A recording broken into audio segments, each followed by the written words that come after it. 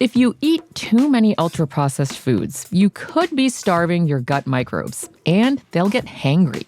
That's one of many things I learned after working on a new audio course about the gut microbiome. You can learn how to keep your gut happy by listening to Try This from the Washington Post. I'm Christina Quinn. I host Try This. Dig in with me on practical advice for life's common challenges. Follow Try This right now wherever you're listening. Seriously, try it. You're listening to Later with Mo Kelly on demand from KFI AM 640. It's Later with Mo Kelly. We're live on social media and video podcast and on audio, the iHeartRadio app. And the box office continues to be strong. There are a couple of missteps this week.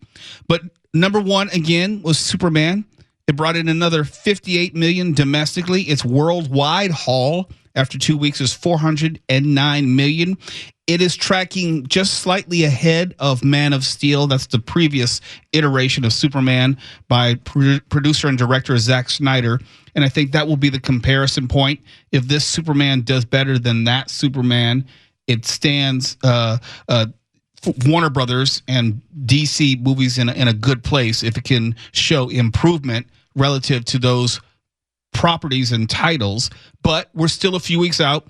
We have the Fantastic Four First Steps dropping this weekend, which will probably be the number one movie this next week. So that's going to cut into a lot of receipts of Superman. So we're going to see what happens there. That will have some say as far as how long the legs of Superman the movie will be, big picture. Well, but have to throw it out there because David of Warner Brothers. David of Warner Brothers and James Gunn have actually overperformed what the president of the company was actually looking for, yes, what their projections were. So for the company, this is a bona fide success because they were looking at all of the negatives going into the film, the Snyder Bros, all the hate, the fact that it's yet another reboot of the Superman franchise. This film had more going against it than it had for it. So for them, their opening weekend projections were far below what it actually hit. So right now they're over there popping bottles like the future of DC Studios is good. Yeah, but I still have to put it in the context of you might have lowered your expectations, but given the hate, the headwinds against it, but still in terms of real money, we're judging DC against DC films, not against Marvel films. No. Judgment aside, our own personal judgment. I'm saying from the company. The company and their report says this is a success. What they were looking for in their metrics, not our metrics as fans. I'm just saying for the studio and the future and them greenlighting everything, they've gone on and said, James Gunn, here's a blank check. You go. You did exactly what you said you were going to do and then some. Here's what I was looking for. I made mention of this last week and following up. I was looking to see if they were going to add any theaters. They added 140 theaters, which is good. Wow. Which means that you're not going to add a movie and then get rid of it the next week. That means it's going to stay there for a good 2-3 weeks as well. Those are just some of the things that I look for. Coming in second, Jurassic World Rebirth is still very strong. It brought in $23 million. It's now at $650 million worldwide.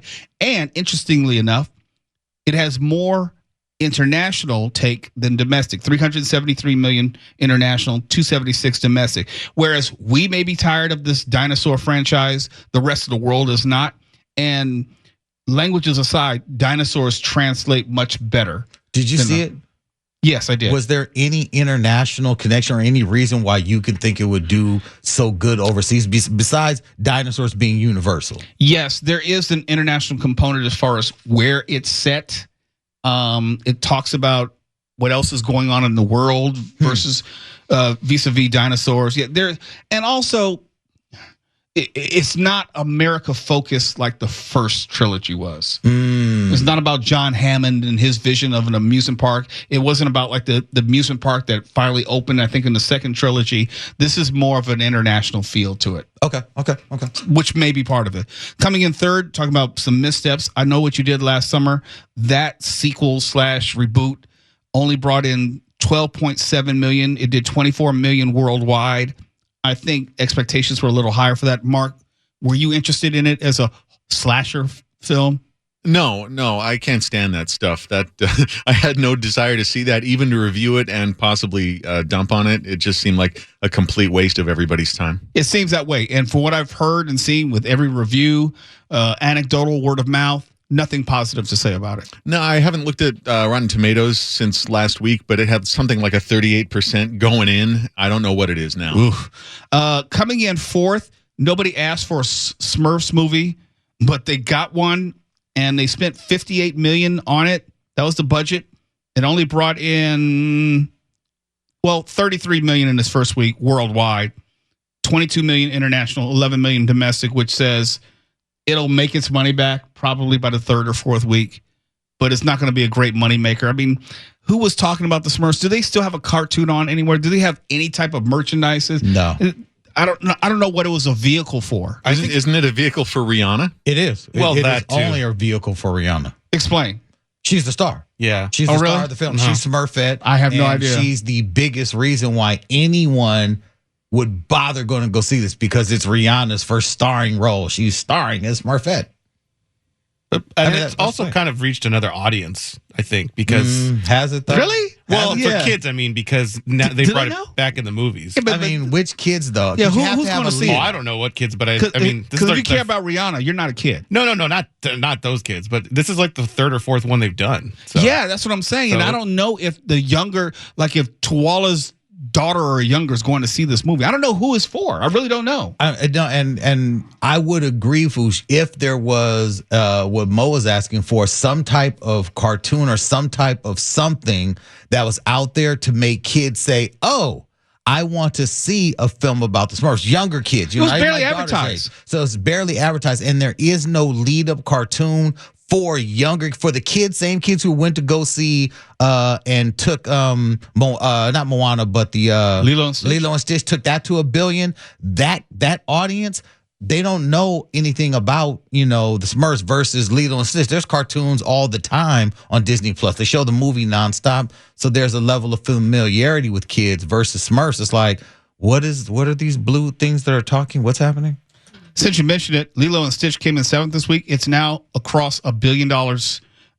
Didn't see that coming. And again, this is another movie which is performing better outside the United States than inside. 590 million of that billion international, 418 domestic. So it's not like the U.S. movie going market is driving the success of a lot of these movies. But we always say Disney is not for the U.S. Aha. Yeah. Aha. And they're making movies and TV shows for the world, Yeah. not just fly over America, who may not like them.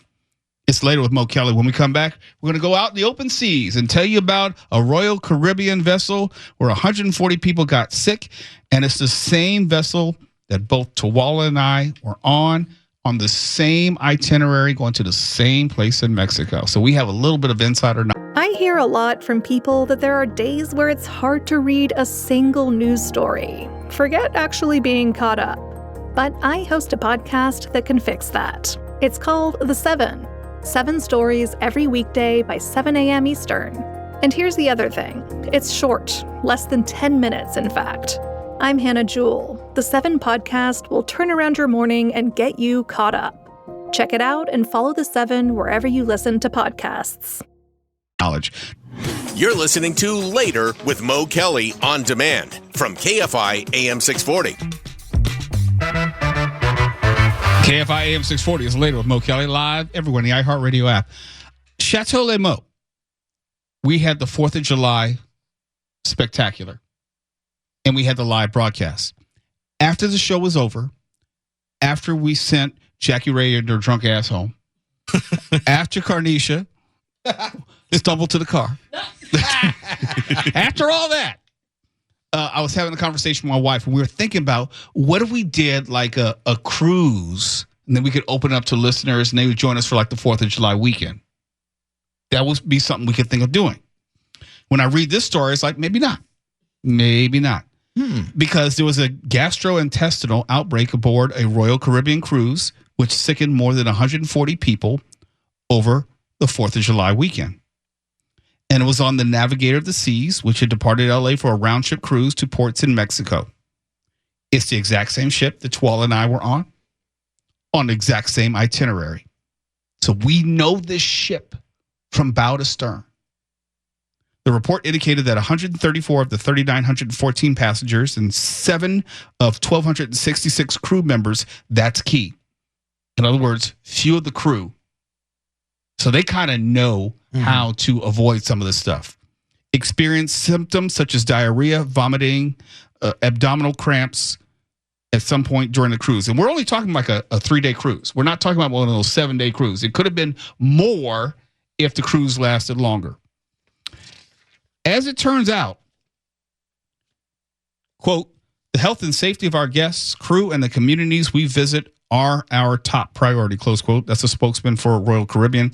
And I say this as someone who's getting ready to get on a Royal Caribbean cruise next month, about a month away from today. To maintain an environment that supports the highest levels of health and safety aboard our ships, we implement rigorous cleaning procedures, many of which far exceed public health guidelines. Close quote.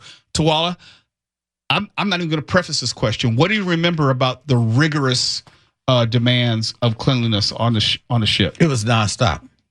It was literally nonstop. I saw people night and day, didn't matter what time I went out. There was people riding on the elevators. There were people on the stairs, spraying and cleaning up and down every stair. People at every single food area, walking around, making sure, and not just making sure you wash your hands before you walk in. I'm talking people making sure you didn't like double dip a utensil or anything like that. No, like if you get a cup of water, you cannot bring that same cup to get more water at that, what's the word for it?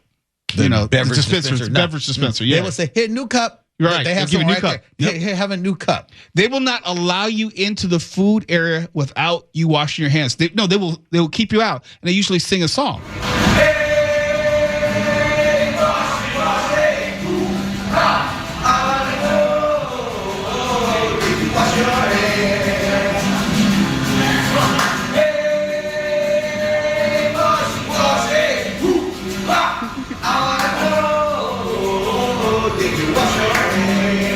That's literally what they do. They have someone on a guitar and someone else, and they're singing to you, but they're not actually singing to you. They're just watching to make sure that they have these 2 lines or rows of sinks before you get into what they call the jazz, the Windjammer dining hall. It's like buffet style. You cannot go in there without washing your hands. The washy line, it goes across, so you're not going to get around them. Nope. Because there's someone saying, "Excuse me, washy." And they're trying to tell you, don't make me come and get you without some washy. These numbers wouldn't stop me from getting on a cruise again, because you said it's 140 out of like 4,000. Yeah, so that's what I'm saying. Like, to me, that is a small number of probably filthy SOBs that were just actually acting a fool around there. What did I tell you before you get on the ship? The do's and don'ts. Do not touch anything. Essentially, do not touch the rails. Yep. Do not touch the buttons when you get on the elevator. Walk center line. Make sure you wash your hands. Even when you go to even when I was going to my room, I would still wipe off my damn door handle. Yep. It's just things you do. I would go to make sure. I would actually stand and wait till they put out some fresh plates, like straight out the little steamer, grab myself a couple of fresh plates and go to the food section. I wouldn't trail after any kids. There's just don't walk around without your shoes on or your socks on. I think that because Mo, and you know this crew, the people who want to hang out all night and have food near the hot tub, I think it's those people that got the gastrointestinal yuck. I do not get in the hot tubs. I do not get in the pools. And they clean them every day. But I said every day. There's like 18 hours of filth in between. Yeah. And I've seen them. I've seen them drain the hot tub, drain the pool. They bleach the hell out of that bad. You know why? Because those are nasty mother fathers who don't take a shower and they just use the pool or the hot tub as their bathing apparatus. Yeah. Those are the ones who got the bacterial funk. Yep. Also, is it me, or kind of like how it was trendy to talk about all the different airplane crashes, or not crashes, but like all the different malfunctions? I feel like I'm hearing a lot more of this type of talk when it comes to cruises. Like, I don't know if it's just maybe because you guys talk about it, or I think it's more it ebbs and it flows. Mm-hmm. You'll have some incidents with airplanes. You'll have some incidents with cruises, but it's night and day better than when I first started cruising. You had to take it upon yourself. And I'm OCD, but my wife is worse. I have a problem to this day. Have you ever seen the movie As Good as It Gets? Yes. Jack Nicholson. There's a scene where he goes into a restaurant and he pulls out his own plasticware because he doesn't want to eat with the silverware. Yeah. I'm kind of that guy. Really? Because whenever I go to a restaurant, I think about the thousands of people who have used that same silverware. And sometimes, because my wife used to work for this place called Ecolab, not all restaurants are created the same as far as their cleanliness and their hygiene. And it's something at the back of my mind where I'd rather have just a plastic fork and spoon to eat with as opposed to the actual silverware that they give you. So yeah, sometimes you can know too much. And yeah, there are some things which may happen on cruise ships because there are people who don't wash their hands after going to the bathroom. Let's be honest. I've seen it. Yeah. I've seen them walk out the damn bathroom on the cruise ship drunk, nasty, pull up their pants and just go. Pull up their pants, meaning something horrible was happening in that stall. It happens here. Yeah, that's true. It does happen here. It happens everywhere. Happens here. But since you're on a ship in a relatively closed environment, you have to take initiative as far as protecting yourself. I don't go in the pools, don't go in the jacuzzis, I don't touch anything, and I'm hyper vigilant. That's all you can do. You got to be. Yeah. Although 140 people got sick, yes, another 3,900 did not. And part of that is because they were doing what they were supposed to do, and the ship was doing what it was supposed to do because only 7 crew members got sick out of maybe like 1,200 or so. Yeah, it seems they probably caught this real quick and shut it down. Yeah. Yeah, because you're only talking, let's say it takes 12, 13 hours for symptoms to manifest. We left on a Friday, came back on a Sunday, if I'm not mistaken. Mm-hmm. Yep. So it didn't ruin the cruise. Let's say everyone got sick on Friday. They probably didn't feel anything until Saturday night. Yeah. Look, I'm getting back on a cruise. This does not deter me. Well, we work in radio. Talk about nasty people. We're using the same microphones, the same switches, the same computers. Yeah, that's true. We've told you the stories of how some people work around right here. Now, I just went into that restroom before coming in for this segment, and the floor in the restroom has a golden sheen right at the bottom of the urinal, as if someone has just absolutely forgotten that there was a bowl there to begin with and just had to rush in there, urinate on the floor, and then come right back in. It's gross in there. Those urinals are so horrible. It's like, did any of it get in the bowl? Any of it? Right. I mean, you get your feet are spread so wide because you don't want to step in it and slip and bust your ass. Weren't you guys telling me some time ago that somebody did a number 2 in the urinal? Yes, did a number 2 in the urinal. That should be a capital offense. I want to know who did that. I want revenge. And there was someone, I guess, they were not quite done, and they tracked the number 2 outside the stall, and it was in the middle of the floor. What's wrong with these filthy animals? It stayed there for days. And the cleaning crew didn't get it. Not that any of us were going to get it, but it's just our bathrooms are really, really bad. Oh, those poor janitors. I wouldn't go near that either. In the female restroom, set it on fire. One time my daughter had to go. She was here with us one time, and she had to go in there, and I heard her scream, and I bust in there, and I'm like, thinking maybe there's someone there. I'm like, what? She said, Daddy, someone just went to the bathroom all over the seat in that stall. Oh, come on. And it looked like an outhouse. Not a porta potty, a straight outhouse where they just said, you know what, this is going to be the hole, and I'm just going all over the seat, all on the damn floor. Somebody here has a severe mental illness to do that. It's more than somebody. It's more than one somebody. There's a bunch of somebodies, and it's both sexes. We need like a toilet Columbo to get to the bottom of this. No, I don't really want to know, because the reason is I may have to look them in the eye. They must be confronted. Some of this, I do know who it is. It's better we just don't talk about it. Well, tell me off the air, because justice must be dispensed. There was a host. I'm not going to say who it is. I know we got to go to break. There was a host who used to work here on the weekends, and he would usually show up barefoot. Oh, no. And I can't say wife beater, so it was a person beater shirt. No, I think I know who you're talking. Oh, no. Nice guy. Nice Australian the suit shirt. Yeah. Yes. And you could not pay me money to walk in that bathroom barefoot. You could not pay me. He was freewheeling. He didn't give two blanks about walking around on that floor. Like, I feel skeevy just walking in with shoes. Look, So that's why I take off my shoes when I get home. It's like, I'm not tracking that in my house. I feel bad enough just getting in my car. Not to mention all the roaches. They're gone. We haven't seen roaches in a minute. Are you sure? Because I only see them after 9 o'clock. yeah, I haven't. I've been here pretty late. I haven't seen it.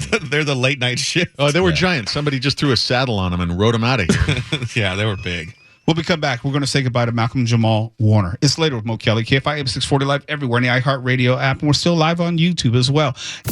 You're listening to Later with Mo Kelly on demand from KFI AM 640.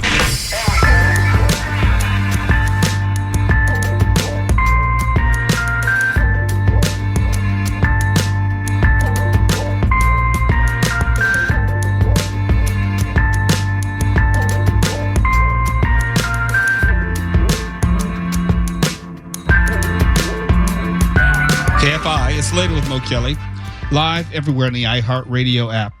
And at the beginning of the show, we talked about the passing of Malcolm-Jamal Warner, someone I didn't know real well, but I knew a little bit. There were times that we hung out at events. We would say hello to each other. I don't know if he would remember me on any meaningful level, but when working in the music industry or entertainment more generally, you would run into Malcolm-Jamal Warner because he had his hand in so many things, from TV to music to spoken word. He was doing a lot in the community, and you would see him. It's not any big secret, but there was a consistency about him. He was someone who always had time for you. He always had a kind word. He was not a celebrity in the sense of standoffish or someone who seemed to be high on his own career or thought that he was anyone special. He was very regular as far as stars go, extremely private. Most people didn't even know until today that he was married and he had a daughter. And I understand he was one of those child stars who knew about the dangers of Hollywood and how fame and celebrity had unintended consequences for family members as well. And I appreciate that about him and his respect for his family in that regard. The best way to tell the story of Malcolm-Jamal Warner is someone who grew up in Hollywood. I'm just going to let some of my favorite moments of The Cosby Show, actually just one favorite moment. And this I put on my Instagram. And this is from the very first season, the very first episode of The Cosby Show, where Theo sits down with Heathcliff, his father, and his father explains basic economics to him. Your mother asked me to come up here and kill you. Hey, I know. You know what? What you gonna say? And it's under control. So, no problem. Right. How do you expect to get into college with grades like this? No problem. Huh? See, I'm not going to college. Damn right. I am gonna get through high school and then get a job like regular people. Regular people? Yeah, you know, work in the gas station, drive a bus, something like that. So what you're saying is your mother and I shouldn't care if you get D's because you don't need good grades to be regular people. Right. Okay. Oh, suppose you graduate from high school. Let's say you just slide by. All right, now you got to find a job. Now, what kind of salary do you expect for a regular person? $250 a week. $250 a week? Yeah. Sit down. I'm going to give you $300 a week. Yes, indeed. $300 a week, $1,200 a month. All right? Great, I'll take it. Yes, you will. And I will take $350 for taxes. Whoa. Huh? Yeah. Now, because, see, the government comes for the regular people first.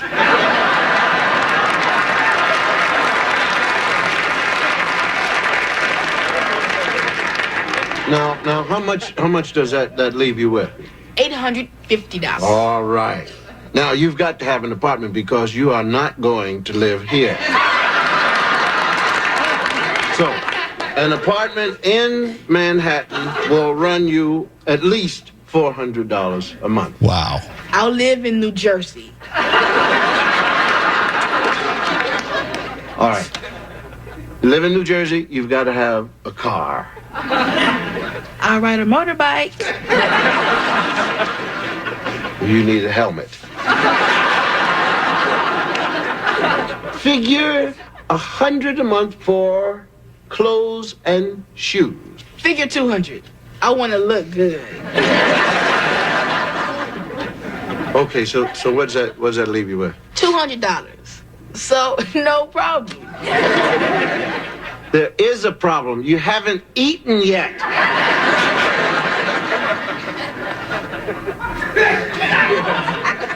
I can get by on bologna and cereal. So, I got everything I need, plus $200 left for the month. You plan to have a girlfriend? For sure.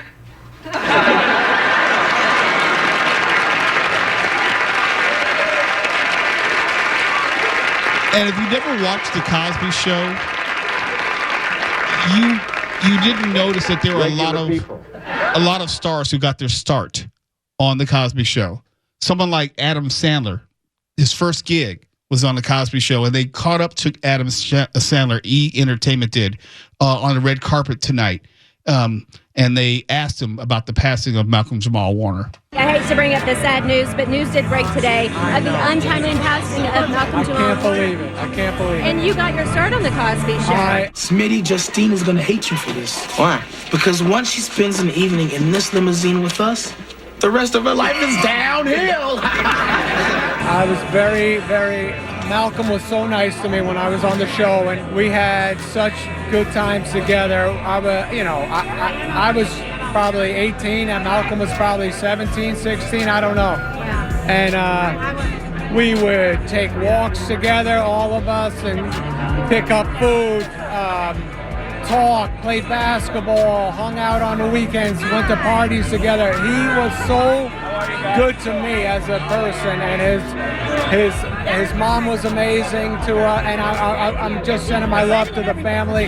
Malcolm was a true great person, hilarious, smart kid, and meant a lot to America. Just absolutely heartbreaking at only 54 years. Absolutely great man. I'm so sorry to his wife and his child too. Thank you for your insight and for sharing those memories with us. It's Later with Mo Kelly. We'll catch up with George Norrie in just a moment. I'll have my final thought in relation to the passing of Malcolm-Jamal Warner, who passed. When I listen to the news, here's what I want to know. Why this story matters, who's at the center of it, and how the reporters uncovered it. And as a journalist, I want to make sure that's what you get too. I'm Elahe Izadi, co-host of the podcast Post Reports. Every weekday, my colleagues and I at The Washington Post give you the context you need on the biggest stories. Healthcare, tariffs, artificial intelligence. We've got you covered. Look for Post Reports wherever you listen to podcasts. Passed away today at the age of 54. You're listening to Later with Mo Kelly on demand from KFI AM 640.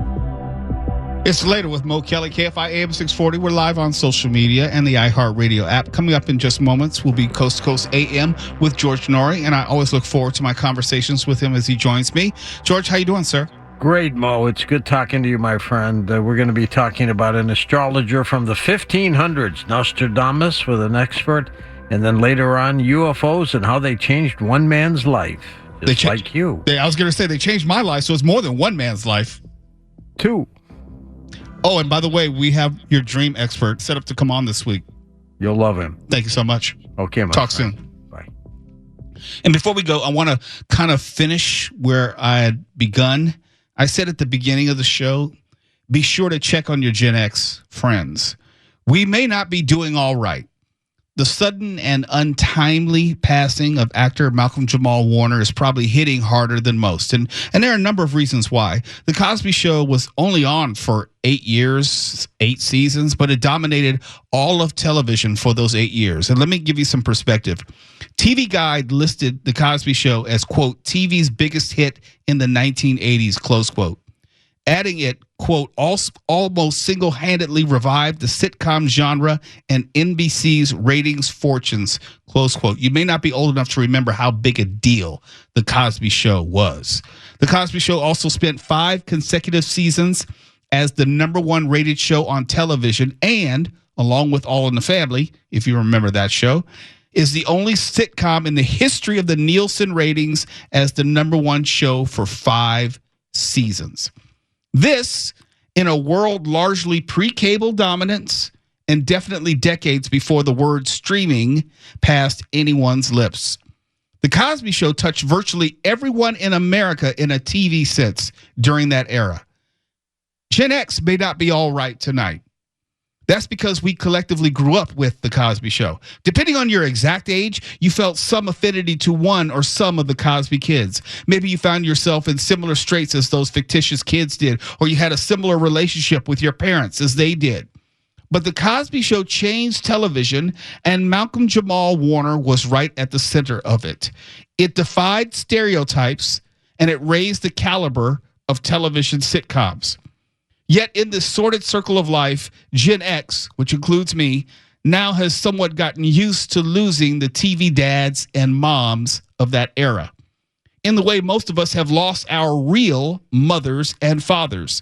From the departure of all the Golden Girls to Alan Thicke and Growing Pains, Alice's Linda Lavin to George and Wheezy Jefferson, Tom and Helen Willis, Archie and Edith Bunker, Nell Carter, Mrs. Garrett, Ann Romano, Mr. Drummond, Uncle Phil, all gone. But they were our TV parents. But now we're in the age of the kids of those parents leaving us. Our generation, from Luke Perry, Adam Rich, Gary Coleman. It's a long list. And now we add Malcolm-Jamal Warner to that list. But my point is that life is catching up to Gen X in a real and undeniable way. TV was supposed to be our escape as children, and now it seemingly is coming down and just crashing all around us. It wasn't like Malcolm-Jamal Warner was sick. It wasn't like he had a drug problem or was in general declining health. We just woke up this morning and he was gone. Just another reminder that death plays no favorites. He was younger than me. Think about that. Not by much, but he was younger than me. I saw more life on this planet Earth than he did. I grew up seeing myself in the character Theo Huxtable. There was nobody like him on TV that I could personally identify with. That matters to a kid. I couldn't identify with either JJ or Michael Evans of Good Times because I didn't grow up destitute in the projects. I couldn't identify with Arnold or Willis Jackson because I didn't grow up in a penthouse on Park Avenue with a guy who adopted me and was president of a transatlantic company. That's different strokes if you didn't know. And by extension, I didn't grow up with any silver spoon in my mouth. So no, Ricky Schroeder was a definite no for me. The Cosby Show told a story that most mirrored my upbringing and was a staple in my house. And to have had the opportunity to hang out a few times with Malcolm-Jamal Warner as an adult was oftentimes surreal. Like, I'm kicking it with Theo. It was weird. He was always in and around the music industry long before he eventually won his Grammy in 2015. I remember the first time I met him, and this is just off the cuff. We spent like most of the day together. Me and some other friends from the music industry were at the Standard Hotel rooftop party, and he was just as nice as he could be. But those first impressions are the ones that will last forever for me. He was a spoken word and music artist in his own right, having nothing to do with his television notoriety. And as quiet as it's kept, he has worked the most of the original Cosby cast since The Cosby Show, Bill Cosby included. He was always much more than Theo Huxtable or anything Cosby Show related. An extremely private man who kept his wife and child out of the public eye because he knew the perils of his celebrity and social media. We could all take a page out of his book. But be sure to check on your Gen X friends and relatives. Real life is life right now, and we may not be okay. For KFI AM 640, I'm Mo Kelly. KFI and KOST HD2, Los Angeles, Orange County. More stimulating talk. If you eat too many ultra-processed foods, you could be starving your gut microbes, and they'll get hangry. That's one of many things I learned after working on a new audio course about the gut microbiome. You can learn how to keep your gut happy by listening to Try This from the Washington Post. I'm Christina Quinn. I host Try This. Dig in with me on practical advice for life's common challenges. Follow Try This right now wherever you're listening. Seriously, try it.